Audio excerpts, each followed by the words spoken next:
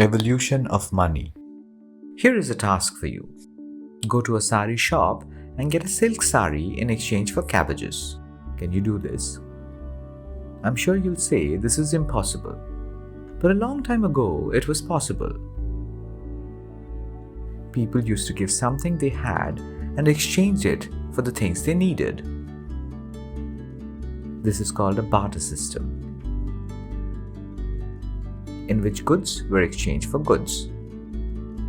In those times, one who had many things was considered rich. The more things a person had, the richer he was. But gradually, people started finding this system very inconvenient.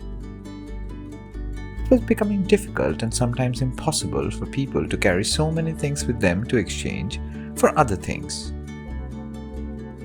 Often it was not possible to find people who would give things in exchange for goods. Therefore, people wanted a more convenient form of currency with the following features: acceptance by majority of people, stability of value, easily transportable, storable, easily distributable. Keeping these characteristics in mind, coins made of clay, gold, silver and copper were introduced. The first coins minted in India was in the 6th century BC. That means it was cast approximately 2600 years ago. The museum located in Vaishali, Bihar, has hundreds of metal coins of that period. These coins were issued by emperors, which increased their value. Paper currency was invented in China in the 7th century BC, that is, about 2700 years ago. But it took many years for paper currency to replace coins. Paper currency was introduced in India by the British. Independent India printed its first paper note in 1949. Like the Indian rupee, there is Sri Lankan rupee, Nepalese rupee, British pound, US dollar, Australian dollar, etc. What does it mean? Every country has a different name for its money. Money is an instrument for trade with which we can buy things and services. The physical forms of money are called currency. Coins and notes are currency. Every country has its own currency and decides its value.